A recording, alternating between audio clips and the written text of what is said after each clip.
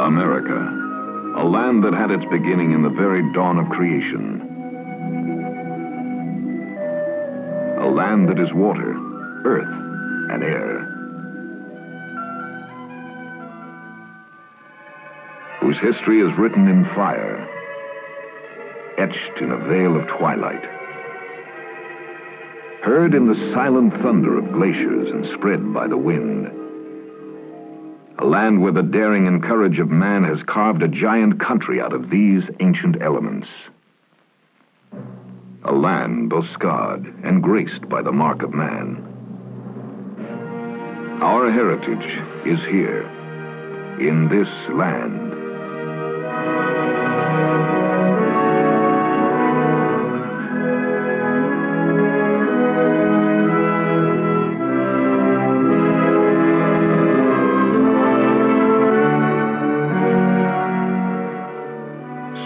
Sweet winds ruffle fruit of plain.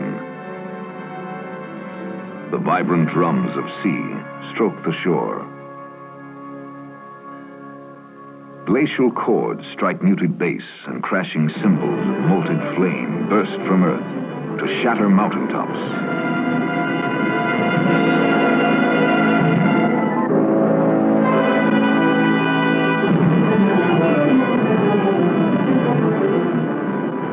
Lava sprays flow red through the land, while forging their return to the sea.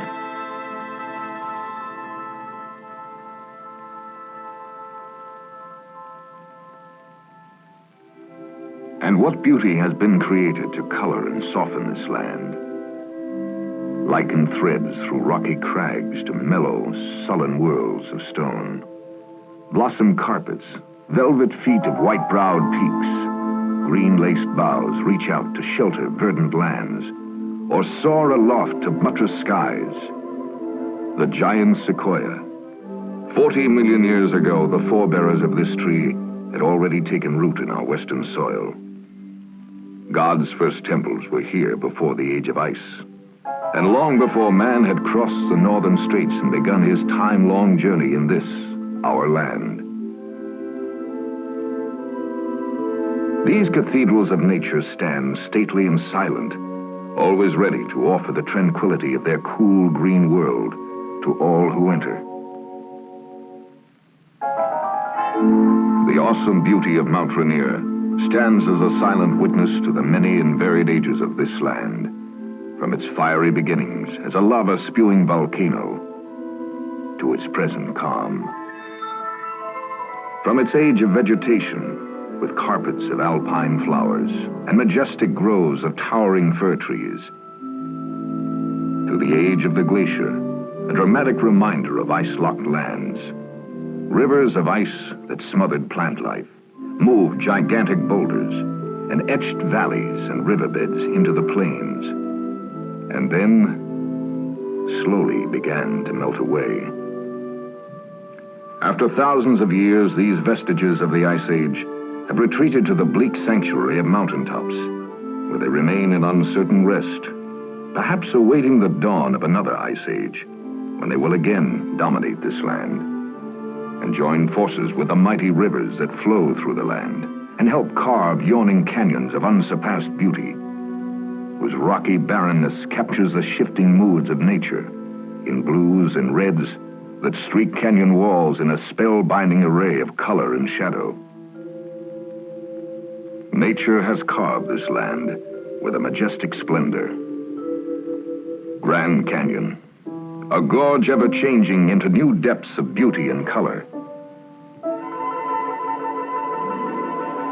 Incredible Yellowstone, a land of geysers that leap from the seething forces buried deep in our earth.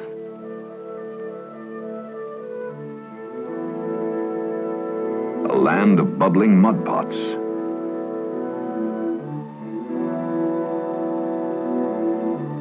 A land of hot springs that cascade over terraces sculpted by nature's own hand. Yellowstone, a land too impatient to live just one life at a time. Here, ages of fire and ice have been combined into a surrealistic scene of lush greens and crystal pools. And stark fossil forests cast an eerie spell over the land. But the spell can be abruptly broken by an elk, by a bear, or a buffalo, once again proud and free to run without fear in the safety of this refuge.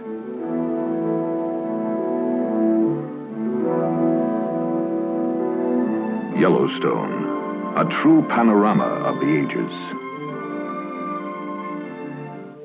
This land was still being formed by the ages of fire and ice, when a new element came to leave its mark: man.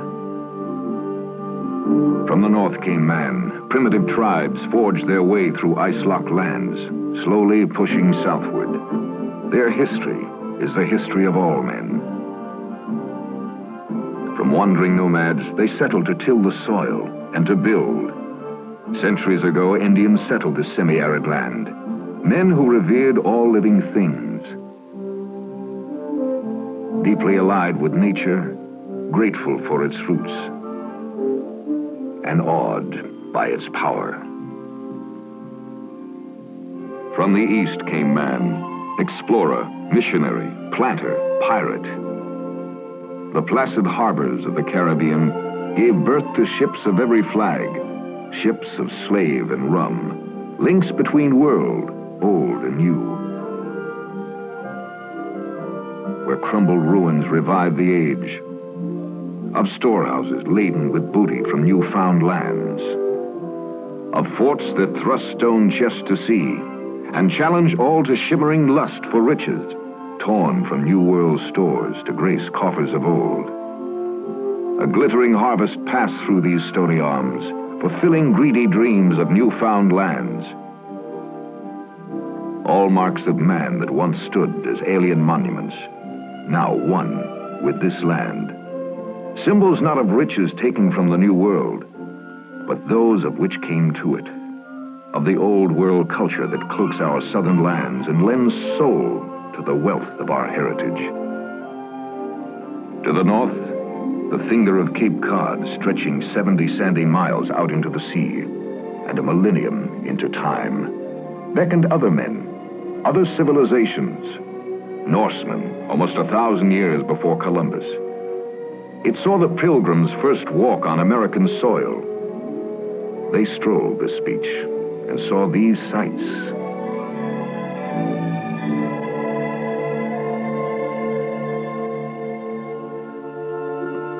And many followed. Men who wrote a history of sail and sea, the pleasure and peril of the trackless steep, of clipper ships and whaling boats that brought back their fill of the bountiful sea, and of times paid their due in unfathomable ways. Stories etched on ocean floors and sprayed upon the sandy shore, evoked only by these time-worn stones, faithfully standing guard to empty graves, the remembering ground. Tribute to those who went down to the sea, to those who would never return. In Quincy, Massachusetts, stands a home that serves as a remembering ground, the Adams House. Tribute to those who strived for democracy. The house quietly echoes the past, for the house was loved, as was the land, by all it sheltered.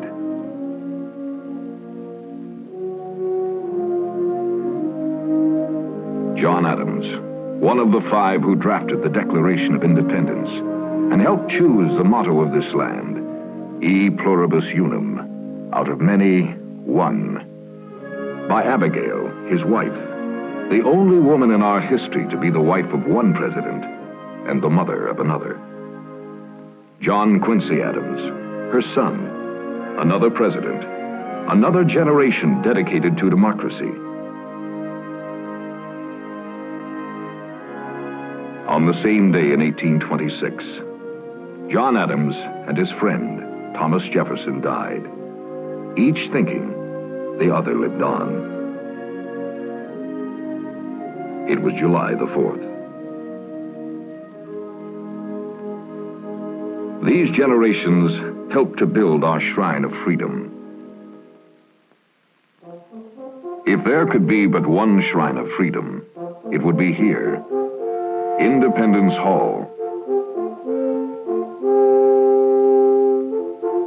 These walls have heard the founders of our country. They have heard Washington accept command of the Continental Army and the roll call that approved our Declaration of Independence. Proclaim liberty throughout the land unto all the inhabitants thereof.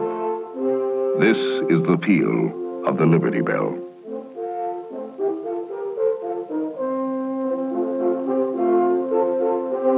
The call that rose above the battle sounds at Yorktown and led our men on to victory and on to democracy, though times came when the call was muted.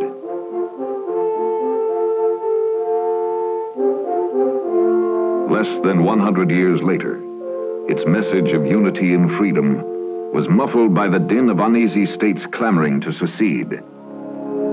In this quiet little village of Harper's Ferry, nestled in the gap where the Potomac and Shenandoah rivers flow together, some of the first sounds of discord were heard. It was here that a fiery-eyed John Brown chose to incite a rebellion among the slaves. It was here that rebellion failed. The noose of death was laid on John Brown's neck, but his legend lived on. And short years later, Union soldiers added new words to an old hymn. John Brown's body lies a moldering in the grave. His soul goes marching on. John Brown's raid was but a symptom of the seething unrest that gripped the land, a madness that pitted brother against brother, that filled the air with the sound of rifles, the flash of sabers, and the thunder of cannon, and left the blooded mark of man through this land. Echoes of the cries of battle and the roar of cannon still stalk this land. Names once lost in the dusty pages of history stand as guardians of those days when this land was a house divided. Manassas, where was heard, "Look, there stands Jackson like a stone wall. Rally behind the Virginians." Where blue and gray twice locked in a battle to the death, but death delayed to hobble across the land, ever restless, ever demanding. Antietam, where crimson day marred forever lane and rill and felled thousands. For 2 years, the madness continued. Then, Gettysburg, where the Southern sword was thrust into the North. There still echoes the conflict of 3 summer days.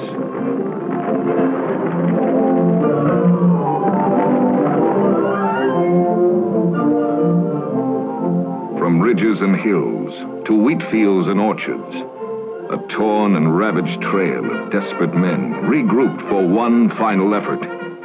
Pickett's charge.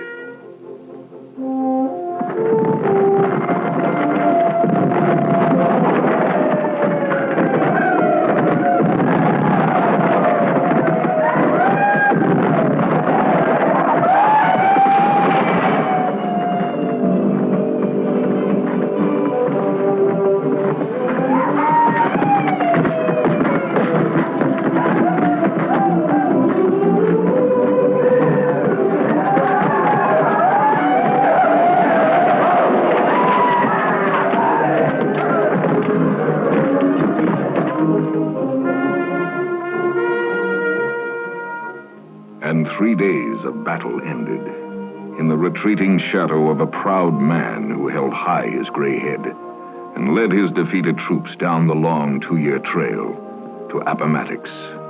The cannons were quieted, and the sound of clashing swords was stilled, and peace again sheltered the land, and brother joined brother anew to finish tasks that began here and to reap the fruits of this vast plain. This land, both scarred and nurtured by the mark of man. The agony of war is but a single thread in the rich fabric of our heritage. The worth of our past is measured in many ways.